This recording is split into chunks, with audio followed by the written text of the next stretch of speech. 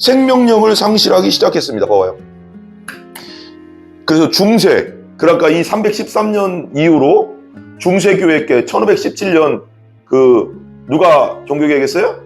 루터가 종교개혁을 할 때까지, 그럼 몇 년이에요? 거의 1517년까지 거의 1200년 가까이가 기독교에 뭐라고 하냐면 암흑기라고 합니다. 암흑기.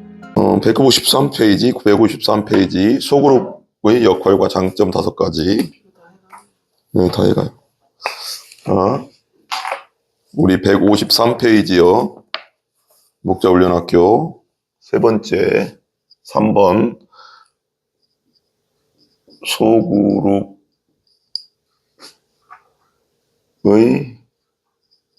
역할과 장점 5가지. 장점 5가지.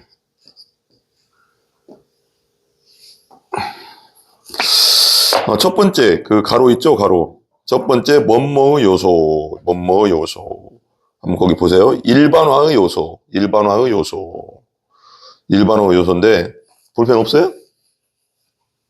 잠깐만요. 볼펜으로 써야지, 자꾸. 네. 소그룹 역할과 장점 5가지. 첫 번째, 일반화의 요소. 한번 같이 읽습니다. 소그룹 환경에서는 참석자들이 자연스럽게 마음속에 있는 뭘 내놔요? 고민과 갈등을 내놓습니다. 그렇죠. 같이 이렇게 대화하다 보면 고민과 갈등을 내놓죠. 자기 집안 문제도 얘기나고 개인적인 문제도 얘기나고 그렇다 보면 내가 가지고 있던 문제가 자신만의 문제가 아니라 다른 사람들도 그와 비슷한 어려움을 겪고 있다는 사실을 알게 됩니다. 그러니까 나누다 보면 다 비슷해요, 문제가.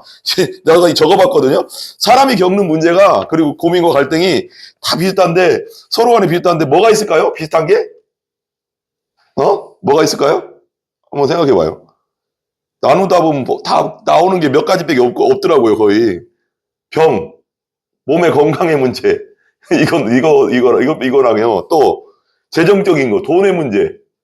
그리고 또 뭐가 있냐? 내가 생각해봤어. 또 죽음의 문제.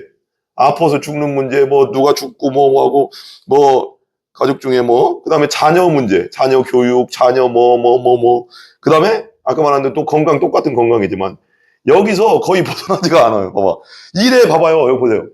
병, 재정, 죽음, 자녀, 건강. 이 문제가 거의 이 문제에 다 들어가 있어. 그리고 정신적인 문제, 다 거기에요. 거기요. 보면은. 그래서 사람들이 겪는 게 크게는 별거 없어요. 다 비슷하기 때문에, 저 사람 거 들으면서, 나도 그랬었는데. 그러면서 어떻게 또 기도해서 또 하나님 앞에 응답받고 또, 어떻게 또 그것이 말씀 가운데 회복되었는지. 이런 얘기들이에요. 그러니까 듣다 보면 나도 회복이 되고, 나도 저렇게 한번 해봐야 되겠다. 그리고 많이 배우기도 하고, 그렇죠? 그 다음에 여기 이제 2번이 그래서 그게 나오거든요. 2번이 첫 번째가 뭐였어요? 일반화의 요소였고요. 소그룹의 역할과 장점 5가지 중에 일반화의 요소고요. 두 번째는 뭘까요? 한번 따라해보세요. 상호간의 학습이요, 학습. 학습이 된다는 거예요. 상호간의 학습. 이 소그룹에서. 아까 그 얘기, 지금 내가 말했던 그거거든요. 한번 읽어보겠습니다. 시작. 다른 사람들과 만남 속에서 자기 자신을 보다 정확하게 인식할 수 있고, 나아가 자신의 성숙을 위해 노력하게 됩니다. 상호간의 학습 뭐예요? 말 듣다 보면 이런 생각 있죠. 막 자기의 이제 어려운 점, 갈등, 부족한 점을 나누잖아요. 나누고 기도하고 그러잖아요. 그럴 때 다른 사람이 부족한 점을 들으면서, 나도 그랬는데. 내가 이제 예를 들면 고집이 세. 내가 고집 부리다가 내가 이런 어려움을 겪었잖아요. 내가 진짜 그래서 하나님 앞에 겸손해야 된다는 생각을 했어요. 나도 모르게 막 교만해져 있더라고요. 근데 진짜 성경 말씀 잠언서를 보면서 겸손하면 종기 압작이고 교만하면 패망한다고 했는데 내가 된통 당했습니다. 그러면서 다른 사람 얘기 들으면서 나도 그런데 조심해야지. 이렇게 상호간의 학습이 일어난다는 거예요. 그러니까 소그룹이 그만큼 중요한 거예요. 그죠? 그런 얘기 못 들으면 내가 교만한지 고집이 센지 그 이후로 무슨 일이 일어날지 몰라요. 근데 그 다른 사람 말을 들으면서 저렇구나, 저런 어려움을 당하는구나, 겸손해야 되겠다, 고집 부리지 말아야 되겠다, 성경대로 살아야 되겠다, 막 이런 생각을 하게 된다는 거예요. 내 문제가는 다른 사람이 겪는 문제와 비슷하다. 다른 사람의 간증과 이야기 속에서 배우게 되는 거죠. 깨닫게 되는 거지. 내가 조심해야 되겠구나. 그러면 안 되는 거구나. 저 사람 저렇게 해서 저런 어려움을 당했구나. 나는 조심해야지. 더 기도해야 되겠구나. 저 사람을 위해서 기도해 줘야 되겠구나 하면서 상호 간의 학습이 일어나는 거죠. 소그룹이 그래 중요한 거. 대그룹에서 예배만 드리면 모르잖아요. 그런 것들을. 그런 서로 간의 대화를 안 해보면. 그 다음에 세 번째, 소그룹의 역할과 장점 5가지. 세 번째, 뭐가 있을까요? 따라해보세요. 모방이 있어요. 모방은 이미테이션이라고 하는데 모방한다고 하잖아요. 그죠? 어떤 일이냐 한번 읽어봐. 시작. 소그룹 안에서 리더 혹은 목회자의 삶을 보다 가까이에서 관찰할 수 있기에 리더의 모범을 모방하는 효과를 나타낼 수 있습니다. 그래서 리더가 이렇게 얘기하는 거죠. 자기 나눌 때. 나는 이렇게 이런 식으로 아침에는 이렇게 기도하고 아침에 일어났을 때 성경 한 장을 읽고 묵상하고 공동체 성경 읽고 묵상하고 또 기도하고 그렇게 생활을 합니다. 그리고 자기 전에는 하루 있었던 일을 다 회개하면서 있었던 일을 생각해보면서 말이나 생각이나 행동으로 했던 것들을 회개하고 다음에는 그러지 말아야지 결단하고 결단기도 하고 마무리를 합니다. 하나님 앞에 사람 앞에. 그리고 잘못한 거 있으면 또 사과할 일 있으면 또 그 사람한테 그 다음날 사과해야 되겠다는 결단을 하고 그리고 더 잘 하나님 뜻 가운데 살아야 되겠다는 결단을 하고 합니다. 그러면 그 말씀을 다른 목원들이 들으면서 나도 저렇게 해야 되겠다. 나도 저렇게 해봐야 되겠다. 그러면서 더 하나님의 뜻대로 살아봐야 되겠다. 하나님을 더 사랑해야 되겠다는 마음이 들자. 모방하잖아, 모방. 이게 되게 중요한 거죠. 대화를 안 하면 이거 모르잖아요. 소그룹에서 이런 게 되게 중요하거든요. 그래서 예수님이 했던 일이에요, 그게 다. 예수님은 몇 명의 제자들? 12명의 제자를 불러서 3년 동안 그들과 함께 먹고 자고 얘기하고 막 나누잖아요. 그걸 나중에 베드로가 12제자가 했던 거예요. 또 따로 성령 받은 다음에 예수님이 승천하신 다음에 목자의 모습을 몸소 보여주셨습니다. 제자 훈련이 이거죠. 그죠? 그냥 성경 공부하는 게 목적이 아니라 같이 나누고 울고 기도하고 함께하고 리더가 먼저 했던 것들을 보면서 배우고 그죠? 그리고 난 뒤 모방하고 사람들을 보내시면서 너희도 넘겨주시고 154페이지 보내면서 너희도 이와 같이 제자를 삼아라라고 하셨습니다. 같이 읽어봐요. 소그룹 안에서 모방 교육을 가장 탁월하게 실천하신 분이 누구다? 바로 예수님. 예수님을 모방하는 거잖아, 우리는. 우리 예수님 닮아가는 거잖아. 그럼 소그룹에서는 누구 닮아야 돼요? 리더가 먼저 모범을 보여야 돼요. 그러니까 우리가 정말 잘 살아야 되겠지, 이 리더가. 지난달 잘못 산 것에 대해서 회개하고, 그죠? 진짜 모범을 보이고, 기도의 모범을 보이고, 말씀 읽는 모범을 보이고, 말씀대로 살려는 모범을 보여주는 거죠. 예수님 그랬던 것처럼. 그 다음에 4번, 네 번째, 소그룹의 역할과 장점 5가지. 네 번째, 뭐냐? 그룹 애착심. 따라해봐요. 그룹 애착심. 그룹에 애착심이 생긴다는 거예요. 소그룹에 사랑이 간다는 거. 우리 소그룹을 사랑하고 애착하게 된다는 거예요. 봐봐요. 같이 읽어봐요. 시작.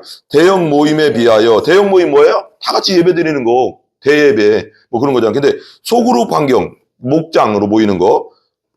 소그룹 환경에서는 그룹 원들 사이에 애착심이 강한 것은 자연스러운. 왜 그러냐면 서로 간에 부족한 거 얘기하면서 기도했죠. 서로 간에 단점을 얘기하면서 서로 기도해줬죠. 서로 같이 기도하면서 눈물을 흘렸죠. 그러다 보면 정말 끈끈해지는 애착심이 생기는 거잖아요. 그죠? 서로 사랑이 되는 거죠. 서로 사랑이 될 수밖에 없는 거죠. 예수 안에, 성령 안에서. 그 다음에 5번째, 거기 영어로도 써있죠? 뭐라고 써있어요? 카타르시스. 따라해봐요. 카타르시스가 있다.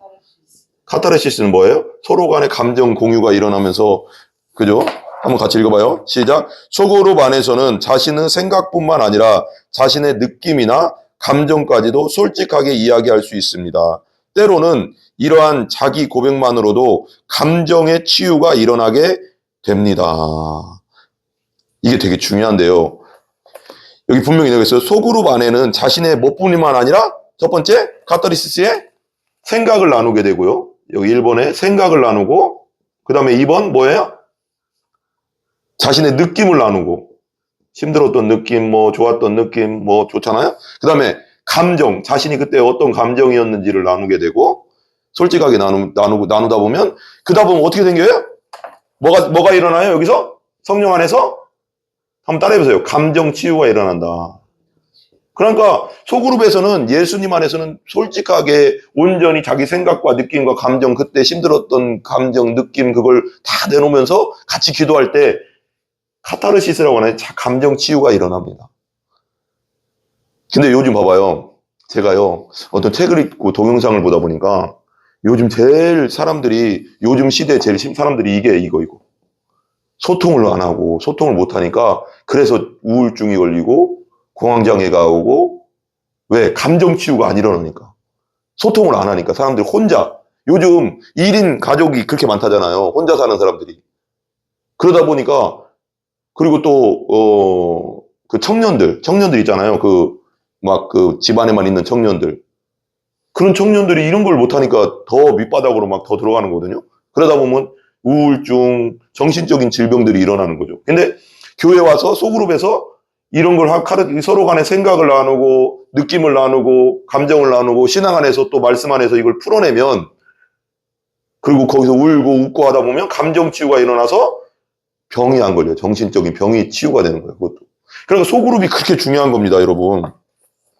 소그룹의 권위자 로베르타 헤스테네스는 소그룹을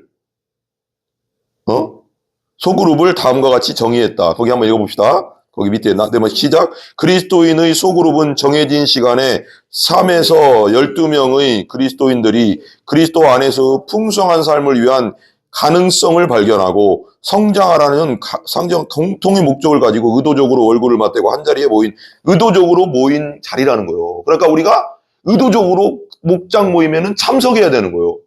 의지를 가지고. 가고 싶은 거 하고 안 가고 싶으면 안 그러는 게 아니고, 의지를 가지고 결단하고 참석해야 되는 거예요. 그게 소그룹 모임이 되는 거예요.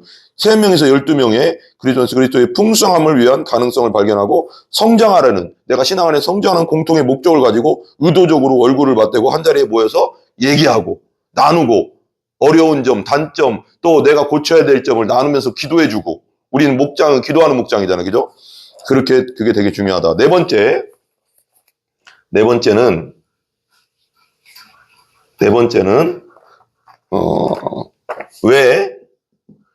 왜 초대교회 회복 운동이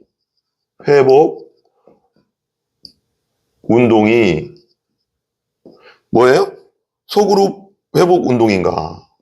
초대교회는 소그룹이었어요. 소그룹 회복 운동이요. 회복 운동인가?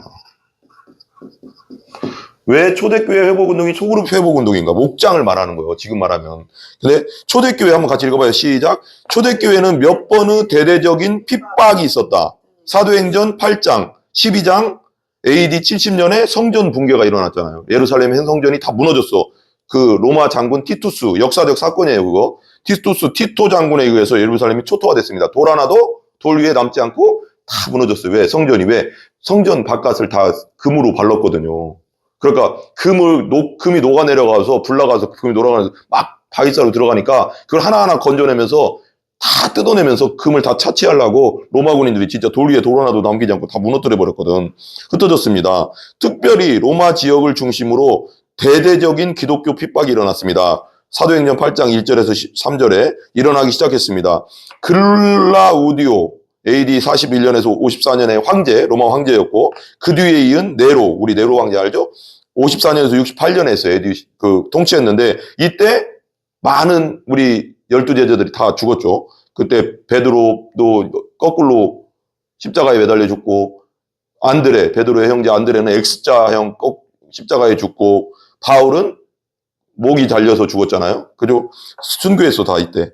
통치 시기에 기독교인들이 가혹한 핍박을 받았습니다. 그죠? 이로 인해 봐봐, 이렇게 가혹한 핍박을 받으면 교회가 무너져야 되잖아요. 그죠? 근데 무너지지 않았어요. 이로 인해 많은 기독교인들은 가정에서 모이는 것조차 위협감을 느껴요. 가정에 모였다는 게 목장으로 모였다는 거예요. 소그룹으로. 근데 그것까지도 위협감을 느꼈어. 왜? 너무나도 핍박이 세니까. 지도자들이 막 죽어가고 바울, 베드로 막 다 죽어가고 막 그러니까 자연스럽게 지하 무덤인 어디로 들어갔어요? 카타콤베에서 모임을 가졌다. 그러니까 로마 지하에 가면 엄청난 깊이로 카타콤 거기가 석회암이래요. 그래서 석회암 뭐야? 팔 때는 쉽대요. 근데 파놓으면 굳어버리니까 산소와 접촉하면 굳어버리니까 강력한 또 그게 되잖아요. 대대적인 핍박과 살인의 위협에도 불구하고 기독교인들의 숫자는 늘어났다. 왜 그럴까요? 왜 이런 핍박과 어려운 일들이 그렇게 막 순교와 고통과 어려운 일들이 막 일어나는데도 기독교인 숫자가 늘어날까요? 교회는, 따라해, 교회는 성령님이 성장시키신다. 그러니까 인간적인 머리를 굴려가서 교회를 프로그램이나 여러 가지로 뭐 인간적으로 잘해려 인본주의적으로 막 해서 교회를 키우려고 하면 안 된다는 거예요. 그렇게 해도 교회는 크지만 그건 껍데기예요, 껍데기. 빈 껍데기 만드는 거예요, 성도들을. 성도도 아닌 사람들을 만드는 거예요. 교회 다니는 사람만 만드는 거야. 근데 그런 어려움과 핍박 속에서도 교회가 성장할 수 있었던 건 뭐냐면 성령님이 하시는 거죠. 교회는 성령님이 성장시키는 거예요. 진짜 교회는. 아멘. 급기야 황제 콘스탄티누스가 AD 몇 년일까요? 313년에 기독교를 어떻게 했어요? 로마의 국교로 공인했어요. 봐봐, 근데 이게 좋은 일일 수도 있고 나쁜 일일 수 있는데 역사적으로는 좋은 일이 아니었습니다. 교회적으로는. 기독교를 공인하면 좋잖아. 자유로워졌잖아. 아, 교회 마음대로 다녀도 된다. 근데 교회는 있잖아요. 교회를 마음대로 다니게 놔두고 자유를 주고 마음대로 해놓잖아요. 그럼 더 안 와. 근데 이게 이상한 거예요. 그러니까 C.S. 루이스의 스크루테이프의 그 편지라는 게 있어요. 그 스크루테이프가 마귀 대장이고 그 쫄자 조카 윈불인가 뭐 갑자기 생각나네. 그 조카한테 그 성도들 거기는 그 원수라고 하거든요. 성도들을 마귀 입장에서 우리가 원수잖아요. 원수들을 무너뜨리는 방법에 대한 편지를 쫙 써 이게 얘기해 주는 거야. 대화하면서. 근데 거기에 대화 중에 키포인트가 그거예요. 아니 저 원수들은 성도들을 말하는 거예요. 저 원수들은 그렇게 핍박해도 더 자기들끼리 뭉치고 순교까지도 마다하지 않고 계속 그렇게 뭉치는데 어떻게 하지 저걸 무너뜨릴 수 있습니까? 그러니까 마지막에 했던 말이 뭐냐면 그냥 내비둬라. 자유를 줘라. 편안하게 해줘라. 물질로 막 줘라. 그러면 스스로 무너질 거다 그랬거든. 지금 시대 보세요. 일제시대 때 교회 안 무너졌어요. 그렇게 신삼탄배하고 막 주기철 목사님 순교하고 막 온갖 핍박을 해도 더 강력했다고. 딸떡 뭉쳤다고 더. 그죠? 핍박하니까 더 뭉쳐. 근데 그리고 60년대, 50년대 들어와서 60년대 우리 못 살았어요. 못 살 때 막 교회가 부흥했습니다. 근데 70년대, 80년대 잘 살고 되고 막 기복주의 신앙을 가르치고 하면서 지금 어때요? 지금 교회가 지금 사람들이 잘 살잖아요. 근데 옛날보다 더 신앙이 좋아졌어요? 나빠졌어요? 신앙이 나빠졌죠. 더 나빠졌습니다, 여러분. 이게 마귀의 전법이에요, 여러분. 이때도 이 313년 전만 해도 엄청난 핍박이 계속 기독교가 핍박이 있었는데 신앙 성도 수가 더 늘어났고 거듭난 사람들의 수가 더 늘어났고 그렇게 핍박하고 죽이고 하는데도. 근데 AD 313년에 니들 그냥 정치적인 목적이 있었거든요, 이것도. 니들 다 풀어줄게. 기독교는 자유야. 성당도 져주고 미사도 맘대로 드려. 그때는 성당이었으니까 맘대로 드려. 그랬는데 그때부터 뭐가 됐을까요? 껍데기 신앙인들이 된 거예요. 검증이 안 된 종교인들로 만드는 거야, 이제부터. 그래서 이게 봐봐요. 기독교의 국교를 공인됐는데, 이렇게 보면 되게, 나 이제, 우리는 핍박 안 되는 나는 이게 좋은 게 아니라고. 이것은 황제로서의, 이 당시 콘스탄티 황제로서의 입지를 공고히 하는 국가 종교의 필요에 의해 국가 종교를 만들어가서 그들이 이제 기독교인들이 그러니까 반발이나 못 일으키게 하려고 하는 정치적인 목적이 있었다는 거예요. 기독교가 공인되기도 한 것이지만, 필요에 의해서 저변에는 확대되어 가고 있는 실체 없는 강력한 세력을 양성화하여 실체 없는 강력한 세력은 기독교 세력이었죠. 너무 강력했죠. 죽여도 강해지고 온갖 핍박을 줘도 늘어나고 막 그러니까. 근데 이걸 양성화해버리니까 공인을 해버리니까 견제하고자 하는 의도도 있었습니다. 나라에서 대형 성당들을 지어주고 주일에 미사를 드리게 함으로 모든 그리스도인들을 양지로 나오게 했죠. 카토콤베 음지에 있었는데 하도 핍박을 받는. 근데 그 숫자를 파악하고 국가적 차원에서 견제하기 위함이었습니다. 갑작스럽게 넘겨주세요. 갑작스럽게 신앙의 자유를 찾은 그리스도인들은 더 이상 무슨 그룹? 소그룹, 작은 그룹. 작은 그룹 모일 필요 없잖아요. 자유가 됐으니까. 옛날에는 막 숨어서 가정에서 이렇게 한 소그룹이 막 활성화돼서 막 더 성장했는데 소그룹이 그렇게 중요하다는 걸 말하는 거예요. 작은 그룹들이 모일 이유가 없어졌어요. 이제 왜 자유를 줬으니까 그냥. 아니, 이제 뭐 핍박도 안 하고, 몰래 숨어서 몇 명 모여서 숨어서 그렇게 소그룹으로 예배 안 드려도 되고, 얘기 안 해도 되는데, 그것이 자유를 파괴해놓으니까, 소그룹이 다 깨져버린 거야. 자유를 주니까. 대그룹 미사 만들고 성당에는 몰려들었는데, 그 다음에 소그룹 모임을 안 하다 보니까, 서로 간에 나눔도 없지, 성장도 없지, 깊이 있는 말씀의 나눔도 없지, 대예배에서는 말씀만 듣지, 깊이 있는 나눔은 없잖아요. 그러다 보니까, 불행하게도, 여기 나오죠? 같이 읽어봐요. 불행하게도 대그룹의 활성화, 그러니까 다 같이 예배 드리는 거. 대그룹의 활성화는 소그룹의 약화를 가져갔고, 이 당시를 말하는 거예요. 그로 인한 성도 교제와 성만찬을 통한 희생과 고난에 참여할 때의 약속 등이 사라지면서, 그러니까 대그룹으로 모이다 보니까 그 성도의 교제가 약해졌고, 소그룹이 약해지고, 그때는 성만찬 매일 같이 했습니다. 거의 모일 때마다 일주일마다 맨날 했거든요. 예전에는. 그러니까 옛날 초대교회 때는 모일 때마다 기념했어요. 성만찬을 했어요. 빵 갖다 놓고 포도주 갖다 놓고 같이 매일 나눴단 말이에요. 성만찬을. 그럼 먹는 걸 얘기하는 게 아니에요. 식사교제를 말하는 게 아니고 진짜 성만찬을 맨날 했어요. 매주. 성만찬을 통한 희생과 고난을 참여할 때 약속 등이 사라지면서 기독교의 본질은 뭐 했어요? 급속도로 세속화돼요. 생명력을 상실하기 시작했습니다. 봐봐요. 그래서 그러니까 이 313년 이후로 중세교회께 1517년 누가 종교개혁했어요? 루터가 종교개혁을 할 때까지, 그럼 몇 년이에요? 거의 1517년까지? 거의 1200년 가까이가 기독교에 뭐라고 하냐면 암흑기라고 합니다. 암흑기. 자유를 줬는데 왜 암흑이 왔을까요? 사람은요, 죄인이라요. 죄성을 가진 죄인이라요. 너무 편안하게 마음대로 해라 하면요, 더 잘 안 해요. 핍박과 어려움이 있으면 더 막 뭉치는 습성이 있거든요. 그래서 이 시대를, 1200년 이 시대를 암흑기, 기독교의 암흑기라고 하거든요. 그래서 봐봐요. 그러면서 기독교의 암흑기가 되면서 기독교의 본질은 급속도로 세상화됐다는 거예요. 세상과 섞여버렸고.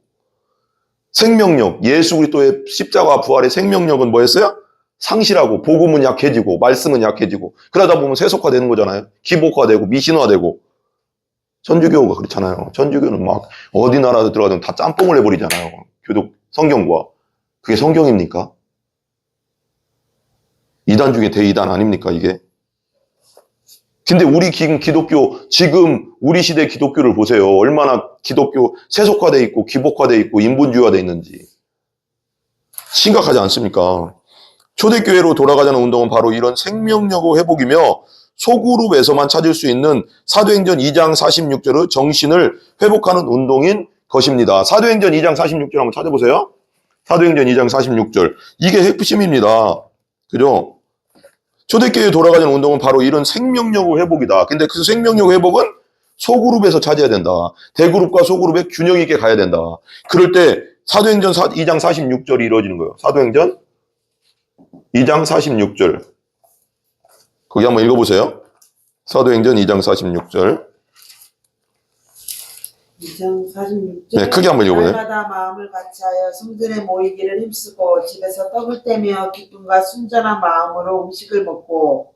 뭐 했어요? 성전에 모이는 건 대그룹 예배죠. 그 다음에 그것을 모여서 또 가정에서 뭐 했어요? 떡을 떼며 기쁨과 마음으로 음식을 먹으면서 교제했잖아. 소그룹. 이게 같이 가야 되는 거예요. 대그룹과 소그룹의 균형 있게 같이 가는 게 초대교회였다고. 근데 이 AD 313년에 대그룹 자유를 주니까, 콘스탄티노플이 기독교에 자유를 주니까 어떻게 했어요? 대그룹은 엄청 이게 됐는데 소그룹이 사라지면서 이것이 균형이 안 맞으면서 세속화되고 인본주의화되고 짬뽕되고 신부들이 맘대로 하고, 그래서 나중에는 면죄부까지 가잖아요. 1517년 전에 막 이 면죄부 종이또가리 하나 주면서 여기다 적어놓으면 이거 사면 니들 죽었던 조상들이 연옥에서 천국으로 간다 막 하면서 무슨 말 같은 성경에 없는 얘기를 했단 말이에요. 그러니까 성경 연구하다 보니까 루터가 성경 신학 교수였다고 했잖아요. 비텐베르크 대학에, 신학대학에. 그러니까 연구하다 보니까 로마서 갈라디아 연구하다 보니까 없네 그런 말이. 그래서 성경으로 돌아가자 그래서 오직 성경이 나온 거예요. 오직 믿음. 그 종교의 5대 교리 옛날에 설명했잖아요. 오직 성경, 오직 믿음, 오직 은혜, 오직 예수, 오직 하나님께 영광, 이거거든요. 이게 나온 거예요. 그래서 왜 오직 성경이 나왔는지 알겠죠? 왜 오직 성경대로 안 했어요. 그때 당시 1517년 이전에 자기들이 맘대로 막 짬뽕시키고 말씀을 막 짬뽕으로 일반 성도들은 성경을 읽지도 못했어요. 성경 한 권이 막 몇억 권씩 됐거든. 그러니까 읽을 수도 없었고 읽지도 못하게 했어요. 그러니까 성경을 루터가 종교개혁 한 다음에 제일 먼저 한 게 뭐예요? 번역한 거예요. 번역. 그때 또 구텐베르크 인쇄술이 발전하면서 전 국토로 독일부터 전 유럽에 퍼지게 된 거예요. 이 번역하면서. 그래서 모든 사람이 옛날에 몇억 원씩 하던 성경이 이게 인쇄가 되면서 갑자기 200만 원 정도로 떨어졌대. 그래서 지금도 200만 원 하면 비쌀지 모르겠지만 몇억 원 하던 게 200만 원 됐으니까 확실히 줄어든 건 맞잖아요. 그러니까 살 수 있잖아요. 어쨌거나 월급 타서. 예전엔 살 수도 없을 정도로 신부들이 못 보게 했다니까요. 신부들 중에서도 몇 명만 볼 수 있었대요. 또 다 보는 것도 아니었대. 그러니까 이걸 맘대로 조작한 거야, 말씀을. 얼마나 마귀가 역사했는지 알겠죠. 그러니까 우리는 항상 말씀, 따라서 항상 말씀, 성경이 중심이다. 이게 루터 정신이에요. 종교개혁 정신이요. 그래서 우리가 개혁할 때는 항상 개혁이라는 건 뭐냐면, 개혁교회라고 할 때 개혁은 뭐냐면 우리 기독교를 말하는 거거든요. 개혁은 뭐냐? 항상 우리는 가만히 놔두면 자꾸 죄 쪽으로 자꾸 돌아가거든요. 이게 나침반이 딱 놓으면은 북쪽 남쪽을 쫙 가리키잖아요. 떨면서 딱 가리키잖아요. 이렇게 하면서 딱 맞잖아요. 그렇게 하듯이 우리는 항상 어디에 맞춰야 되냐면 이렇게 딴 데로 갔다가도 항상 어디로 맞춰야 돼요? 성경에만 맞추면 벗어날 일이 없어요. 근데 마귀는 어떻게 할까요? 성경에서 벗어나게 하려고 하거든. 자꾸 띡띡띡 꺾으려고 하는. 그럼 그때마다 항상 북쪽인 성경을 막 맞춰야 되는 거예요. 나는 뜨뜨뜨뜨 하면서. 그래야지 변질되지 않습니다. 변질은 금방 돼요. 금방 사람이 썩어요. 죄성이 있어가서. 금방 죄로 막 굳는단 말이에요. 근데 항상 성경으로. 그래서 우리 침례교도 그렇고 우리 성경 중심 뭐라고 해요? 우리는 오직 성경인데 그러니까 모든 것의 기준은 성경이다. 그래서 성경을 캐논이라고 해요. 캐논, 기준. 그러니까 내가 이제 우리 전은혜 사모님하고도 가끔씩 얘기하지만 항상 우리가 기도할 때 들려오는 마음의 음성, 생각, 그리고 또 여러 가지 막 생각들, 세상에서 주는 생각들이 많잖아요. 그럴 때 우리가 그것에 집중하는 게 아니고 그것이 성경적인가를 봐야 되는 거예요. 나에게 들려오는 생각, 나에게 들려오는 뭔가 이렇게 막 기도하다 들려오는 여러 가지 온갖 잡생각들도 많잖아요. 내 생각인지, 하나님 생각인지, 마귀 생각인지, 마귀가 주는 건지 분별이 안 되잖아요. 우리가 못해요, 그렇게. 정확하게 이게 하나님 음성이다라고 말할 수 없는 게 있어요. 왜 그러냐면 그게 성경적인가? 성경하고 맞는 건가, 그게? 항상 그래서 성경으로 돌아와야 돼. 성경으로. 내가 기도하다가 들렸던 생각도 성경으로 맞춰보고. 다 성경으로 맞춰보면 여기서 벗어나지만 않으면 안전합니다. 근데 마귀는 여기서 벗어나게 해서 안전하지 않게 만들죠, 우리를. 두렵게 하고, 무섭게 하고. 하나님이 그런 분이 아닌데 하나님을 그런 분으로 막 만들어, 마귀는. 하나님은, 그러니까 성경에 항상 생각할 게 있어요. 성경의 두 줄기는 뭐예요? 하나님 사랑, 이웃 사랑이에요. 그것에 모든 걸 포커스를 맞춰야 돼요. 그리고 하나님은 성경에 이렇게 써요. 하나님을 경외하라. 그건 뭐냐면 하나님을 경외하라는 원어 뜻이 뭐냐면 존경하고 공경하고 두려워하라는 뜻인데 이 두려움은 뭐냐면 두려운 건 막 벌벌 떨라는 뜻이 아니라요. 그 원어적인 뜻이 우리가 자녀들이 부모를 공경하잖아요. 그 공경을 말하는 거예요. 그러니까 함부로 선 넘지 않는 것을 말하는 거예요. 두려워하라는 것은. 막 불불불불불 봐봐요. 자가 다니엘이 내 앞에서 날 볼 때마다 아버지 막 이렇게 하면 그건 아니잖아요. 선을 넘지 사랑하지만 선 넘지 않는 걸 공경, 경외라고 하는 거예요. 그게 성경적인 거예요. 근데 마귀는 하나님은 두려운 분이야. 하나님 널 죽일 수도 있어. 하나님 너 그렇게 살면 안 돼. 근데요. 예수 그리스도를 통해서 전체적인 문맥적으로 볼 때 예수님을 통해서 우리를 위해 죽으신 예수님을 통해서 하나님 우리를 보신다는 거예요. 이제는. 예수님이라는 유리를 통해서 우리를 직접 본다고. 그러니까 우리를 직접 보지 않아요. 우리를 하나님이 직접 만나면 다 죽어요. 누구든. 그래서 구약 성경에서는 구약적 믿음을 가지면 안 됩니다. 그래서 우리 구약 성경에서는 사람이 하나님을 보면 죽는다. 이게 맞아요. 왜? 죄인은 하나님을 만나는 순간 죽어버리거든요. 너무 거룩한 분이시기 때문에 우사가 언약궤를 소에 이렇게 싣고 가다가 우사가 이게 언약궤가 막 소가 뛰고 막 옛날에 비포장이었잖아요. 그게 막 뛰니까 이게 이 언약궤가 떨어질 것 같으니까 제사장인데 언약궤 떨어질 것 같으니까 딱 만져버렸단 말이에요. 만지자마자 죽었어. 왜 죽었을까? 그건요, 하나님이 죽이시려고 죽인 게 아니라요. 인간은 죄인인데 거룩하신 하나님을 만나면 바로 만나면 죽어요. 제사장들도 왜 그 성전에도 지성소와 성소가 있어서 대제사장 혼자 7월 14일 날 용키푸르 날 대속죄일 날 한번 들어간다고 했잖아요. 피가 아니면 못 들어가요. 피가 안 가지고 들어가면 죽어요. 피는 곧 죄를 사하는 거고 죄를 용서해 주는 거 생명이라고 했잖아요. 그리고 송소와 염소의 피를 가지고 황소와 염소의 피를 가지고 송아지 피를 가지고 여기 들어가서 피를 바르고 뿌리지 않으면 피를 가지고 안 들어가면 제사장도 죽는다고. 근데 이것이 이제 예수님이 십자가에 돌아가시면서 뭐 했어요? 다 이루었다 할 때 이 휘장이 쫙 찢어지면서 이제 누구든지 누구를 통해서 간다?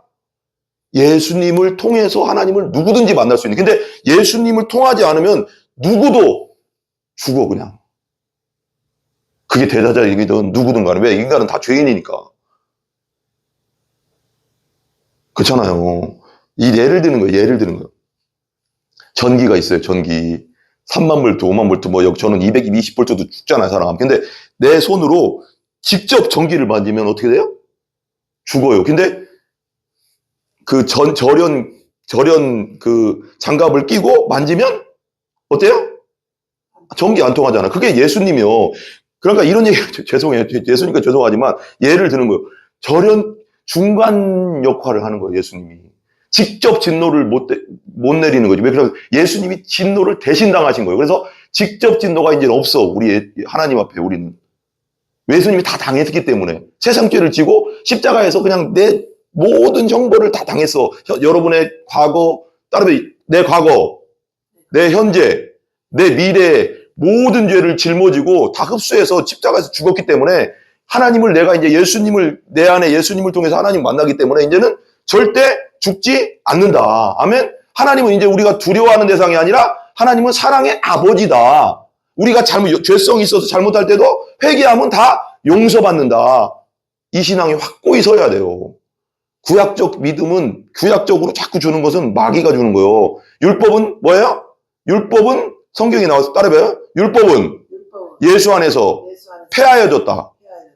율법은 두려움을 주거든요. 내가 이렇게 하면 하나님 어떻게 할까? 이렇게 하면 두렵고 이렇게 하면 두렵고 막 이건 근데 예수님이 다 이루었고 내가 지었던 죄도 다 끝내버렸기 때문에 이제 예수님을 통해서는 하나님 우리에게 사랑만 해주는 거예요. 그게 복음이요.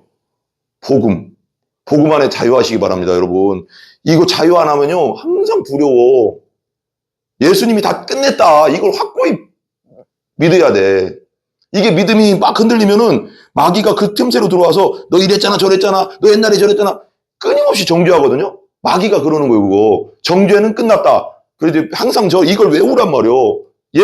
다시 한번 예수 안에서 결코 심판은 없다. 정죄함은 없다. 유죄 판결은 없다. 예수님이 다 당하셨다. 아멘.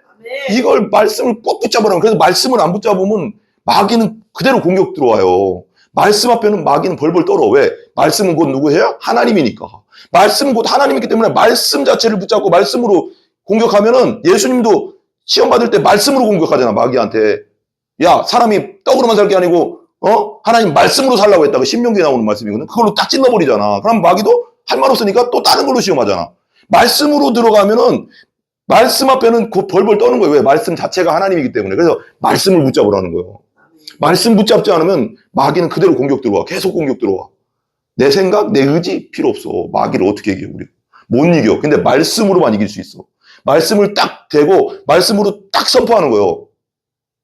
네가 그랬지. 그래서 좀만 설명할게요. 루터도 그랬다고 했잖아. 루터가 막 번역할 때 너무 괴롭게 마귀가 봐봐. 성경 번역하면 많은 사람들이 읽고 구원받고 막 그러니까 마귀가 얼마나 공격하겠어. 그 마귀가 나타나가서 막 그냥 엄청 괴롭혔대. 루터한테. 루터도 엄마 옛날에 이랬잖아 저랬잖아 이 죄인놈아 막 그러니까 얼마나 그런 정죄가 막 주거든. 아우 너 엄마 더러운 놈이잖아 악한 놈이잖아 너 옛날에 그랬잖아 이랬다. 막 괴로워서 미치는 줄 알았대. 근데 그때 무슨 얘기했다고 했어? 마귀한테 선포했다잖아. 맞다. 네 말이 맞다. 난 죄인이다. 그렇지만 예수님이 날 위해서 십자가에서 그 죄 문제 다 끝냈다. 마귀가 꼼짝 못하고 도망가더래. 이거예요, 여러분. 우리가 마귀를 이길 수 있는 유일한 방법은 예수님의 십자가뿐이 없어. 예수님의 부활의 능력뿐이 없다고. 오직 예수만 붙잡아야 된다고. 그래야 되는 거예요. 아멘? 항상 명심하시기 바랍니다. 자유하세요. 예수님 안에서 난 자유합니다. 그래서 진리가 너희를 자유하게 하는, 예수님이 자유하게 하는, 진리가 길이요 진리요 생명이니까 예수님이. 그래서 진리 대신 예수님이 우리를 자유케 했어. 그러니까 끝났다고 다. 모든 문제는 끝났다고. 그러니까 하나님은, 우리 맨날 얘기하잖아요. 우리 정경도 목사님이 얘기했던 거지만 이건 뭐 누구나 다 신학적인 것도 있지만 하나님은 여기서 봐봐. 위에서 우리의 모든 것을 다 본단 말이에요. 우리는 이 안에 다 있는 거예요. 예수 하나님의 눈앞에 다 있는 거예요. 여기 우리의 과거, 지금 현재, 미래는 하나님 보시기에는 하나야. 그냥 한 관점으로 다 끝난 거예요. 십자가가 여기 있는 거예요. 십자가 사건은 우리의 영혼을 끝내버린 거야. 영원한 죄 문제를. 그러니까 단번이라고 하네. 영단번. 예전엔 대제사장들이 한 번씩 들어가고 그래도 이 대제사장 죽으면 또 아들이 대제사장 되고 번거롭다. 근데 히브리서에 영원히 한 번에 끝냈다잖아. 십자가로. 왜? 하나님은 이 십자가를 통해서 우리의 과거, 현재, 미래를 한 번에 보는 거야. 그래서 이거 다 끝낸 거야. 그래서 영원히 끝난 거야. 아멘? 하나님 입장에서 보라고 항상. 그 다음에 다 끝났어요. 이제 소그룹 운동의 형태들. 소그룹 운동의 형태들 볼게요. 소그룹 운동의 형태들 뭐가 있나 한번 읽어보세요. 소그룹 운동의 형태는 첫 번째가 뭐예요? 소그룹 운동의 다섯 번째 소그룹 운동의 형태들. 첫 번째 뭐예요? 속회가 있어요. 이건 어디야? 감리교청 시절 웨슬레가 있고, 두 번째 구역 조직. 이건 누가 했어요? 여의도 순복음교회 조영기 목사님이 했고요. 그 다음에 세 번째 G12는 콜롬비아 보고타의 세자르 카스테야노스라는 분이 처음에 만들었대요. 그럼 네 번째 가정교회. 중국 가정교회 그 소그룹으로 모이잖아 계속. 지금은 이제 막 삼자교회로 다 끌어올리려고 하지만 중국에서 했고, 그 다음에 다섯 번째도 가정교회인데 여긴 또 어떤 가정교회? 우리 유명하거든요. 이것도 지금도 하고 있는데 많은 모임에서 휴스턴 서울교회 최영기 목사님이 했고, 여섯 번째 셀이죠. 셀 누가 만들었어요? 랄프 네이버. 그래서 싱가포르 교회들이 많이 하고 있습니다. 지금도. 그죠? 우리나라도 많이 하고 있어. 셀. 지구촌교회에서 셀 막 그런 거 막 교육 많이 하잖아요. 그렇죠? 근데 그 다음에 일곱 번째 뭐예요? 주일학교. 주일학교는 이게 여러분 이거 잘 오해하면 안 돼요. 여기 주일학교는 우리 초등부, 중고등부 초등부 우리는 우리나라는 그렇게 말하잖아요. 그 유아부, 유치부, 그 초등학생까지를 주일학교라고 하잖아요. 그다음 중고등부 이렇게 하잖아요. 근데 이 주일학교는 뭐냐면 말 그대로 주일학교예요. 성경 배우는 주일학교거든요. 이건 어디서 했냐면 미국 남침례교회에서 했는데, 남침례 교회들이 이렇게 하는데 주일학교 이분들은 미국 남침례교가 참 이게 성경교육이 잘 돼 있어요. 성경 중심이잖아요. 침례교는. 그래서 아침에 11시 예배잖아요. 11시 예배면 이게 이런 뭐 보통은 이렇게 한다고 하더라고요. 11시 예배면 10시쯤 온대요. 10시쯤 와서 1시간 성경 공부하고 그다음에 예배 드린대요. 뭐 장인인 장년 누구 다 장년들 성경 공부도 못해. 주일학교라고 하거든요. 그래서 주일학교예요. 그래서 주일 성경학교죠. 쉽게 말하면. 그래서 이렇게 하는 데도 있고, 예배 끝나고 1시간 꼭 성경 공부를 한대요. 꼭 그렇게 넣는데요. 그래서 그 침례교가 많이 성장한 것도 있거든요. 이게 있고, 그 다음에 우리가 하는 거 기도 소그룹. 이게 우리가 계속 하는 거거든요. 이게 이제 성경에서 떡을 떼며 교제하고 기도하기를 거기서 나온 거예요. 여기는 어떤 교회에서 하냐? 빌트모어 제1침례교회에서 하고, 세미안교회, 미국의 세미안교회랑 강남중앙교회에서 하고 있는 겁니다. 우리가 지금 이걸 하는 겁니다. 근데 이것도 성경에 있는 거예요. 떡을 떼며 교제하고 기도하기를 같이 했다고. 거기서 나온 거거든요. 이걸 만들어낸 거거든요. 그래서 성경에서 뺐는데, 이런 8가지가 있다. 첫 번째부터 봐요. 소그룹 운동의 형태들 첫 번째 뭐요? 속회가 있고, 구역조직, G12, 가정교회 여기 최영기 목사님, 휴스턴 서울교회 지금도 많은 교회에서 이거 모임이 있거든요. 많은 교회들. 셀, 지구촌 교회나 이런 데 셀도 크죠. 여기 이제 싱가포르 교회들은 많이 이렇게 하고, 주일 성경학교예요. 말하자면. 그래서 미국 남침례교회에서 오전에 예배 전에 1시간 아니면 예배 후에 1시간 그 어른들, 장년들 다 뭐 주일학교 다 합쳐서 어린애들까지 합쳐서 성경 공부하는 거. 그 다음에 우리가 하는 거. 월드에서 하는 기도 소그룹.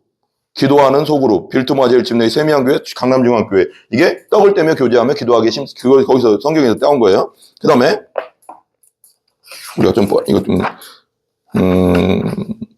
우리가 여기까지만 하겠습니다. 여기 너무 길어져 가서 나중에 이제 우리가 이제 소그룹의 종류하고 마지막까지 결론까지 하도록 하겠습니다. 예. 소그룹의 종류까지 다 하려고 했는데 시간이 너무 길어져 가서 안 되겠습니다. 기도하겠습니다. 하나님 감사합니다. 오늘 목자훈련학교를 통하여 우리가 하나님 소그룹의 여러 가지 형태들과 소그룹은 또 어떻게 해야 되는 것에 대해서 나누어 봤습니다. 하나님 소그룹이 얼마나 중요한지를, 목장이 얼마나 중요한지를 우리가 깨닫게 해주시고, 우리 평택 예수행복교회 목장이 아버지 온전히 기도하는 목장으로 정말 삶을 나누고 울며 또 서로 나누고 서로 단점과 서로 그런 것들을 나누며 집안 문제를 나누고 또 신앙 성장의 문제를 나누면서 서로 끈끈해지고 또 아버지 하나님 회복되고 또 하나님께 더욱더 영광 돌리는 정말 기도하여 또 회복되고 응답받는 기도하는 목장으로 온전히 세워질 수 있도록 역사해 주시고 우리 목자들 아버지 축복하여 주시고 리더십 주시고 기도할 때마다 아버지 하나 성령 충만하게 하여 주시옵소서. 목장으로 온전히 부흥하는 교회로 온전히 성장하게 해주시고 대그룹 교회와 도그룹 예배와 소그룹 아버지 하나 우리 목장 모임이 온전히 균형 있게 나아가서 지금은 미약하지만 나중엔 창대하게 하여 주시옵소서. 예수님의 이름으로 기도합니다. 아멘. 우리 주기도문 합니다. 하늘에 계신 우리 아버지여 이름이 거룩히 여김을 받으시오며 나라의 임하옵시며 뜻이 하늘에서 이루어진 것 같이 땅에서도 이루어지이다. 오늘날 우리에게 일용할 양식을 주시고 우리가 우리에게 죄 지은 자를 사하여 준 것 같이 우리 죄를 사하여 주옵시고 우리를 시험에 들게 하지 마옵시며 다만 악에서 구하옵소서. 대개 나라와 권세와 영광이 아버지께 영원히 싸움나이다. 아멘. 아멘. 하나님께 영광 돌립니다.